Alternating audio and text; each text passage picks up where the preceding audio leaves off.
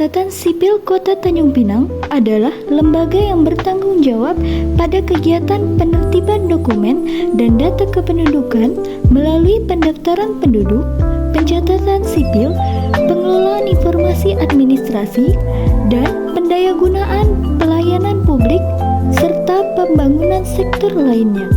Dinas Kependudukan dan Catatan Sipil Kota Tanjung Pinang ini dibentuk melalui Undang-Undang Nomor 5 Tahun 2001 yang ditandatangani oleh Presiden Republik Indonesia Abdurrahman Wahid pada tanggal 21 Juni 2001. Lokasi kantor ini terletak di Jalan Kijang Lama, Melayu, Kota Piring, Kecamatan Tanjung Pinang Timur, Kota Tanjung Pinang, Kepulauan Riau.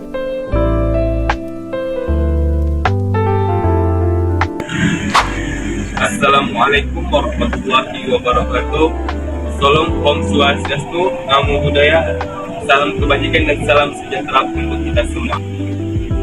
Pada kesempatan kali ini, kami dari kelompok akuntabilitas akan menampilkan sebuah wawancara untuk mata kuliah teori organisasi publik yang berjudul Tinjauan Teori Organisasi Publik dalam meningkatkan efektivitas pelayanan pada kantor Distrik Capil pada Kota Tanjung Pinang. Dengan dosen pengaku Bapak Alfriandi SSMSD. Bersama ini kita menggali informasi dari Bapak Bisa yang menjadi narasumber utama. Untuk itu, mari kita mulai saja wawancara ini untuk mendapatkan wawasan yang berharga. Sebelumnya, perkenalkan, nama saya Siti Maisangro, selaku mahasiswa Universitas Nadi Kerajaan Kanci, tepatnya pada prodi Ilmu Administrasi Negara. Pada kesempatan kali ini, kami ingin berterima kasih kepada Bapak telah meluangkan waktunya untuk datang diwawancara. Sebelumnya, mohon maaf sebelumnya, kalau boleh memperkenalkan diri terlebih dahulu, Pak. Boleh. Perkenalkan, nama saya Isa. Kebetulan di sini kami sahaja semua dan pegawai. Kami nanti di sini pada tahun 2023. Apakah kantor Distrik Jakarta Tanjung Pinang ini merupakan sebuah ekonomi daerah atau merupakan lembaga sentralisasi? Kita di Jakarta ini memang istilahnya pengemudi layanan dan usaha. Intinya di situ semua pegawai yang masuk ke distrik ini disortir lebih dulu itu berusaha untuk meminimalisir penyimpangan. Siapa penanggung jawab dari kantor Distrik Capil ini serta apa saja tupoksi dari dia? Kalau penanggung jawab, kita semua penanggung jawab. Ya. Semua distrik ini bukan hanya distrik ya. Instansi pemerintah ini merupakan sebuah sistem, dan sistem itu sebagaimana sama kita ketahui, sistem itu kalau misalkan ada satu bagian yang tidak berjalan dengan maksimal, maka akan berdampak pada tempat yang lain. Jadi semua terlibat, semua terlibat.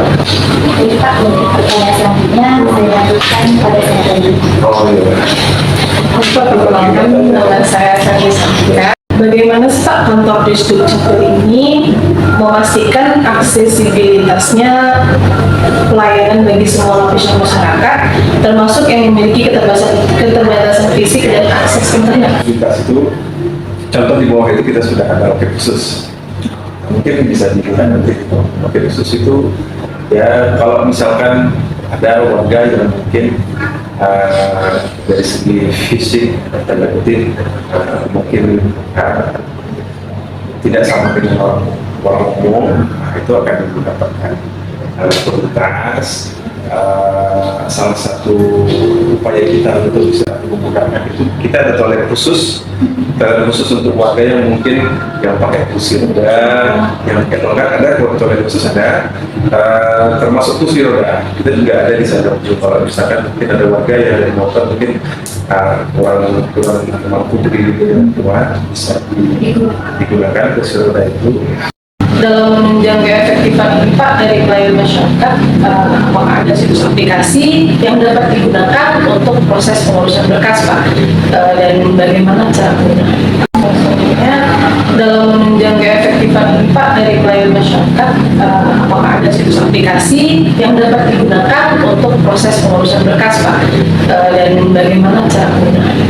Nah, sebelumnya, jauh sebelum kami masuk ke database itu, informasi yang kami dapat dari kawan-kawan dulu kita pernah ada si Kancil, aplikasi si Kancil, mungkin pernah Dipresentasikan juga sama salah satu teman. Nah, aplikasi si Kancil itu sebagaimana yang kami dapat informasi dari kawan-kawan itu sudah sangat luar biasa. Ya, sudah sangat luar biasa.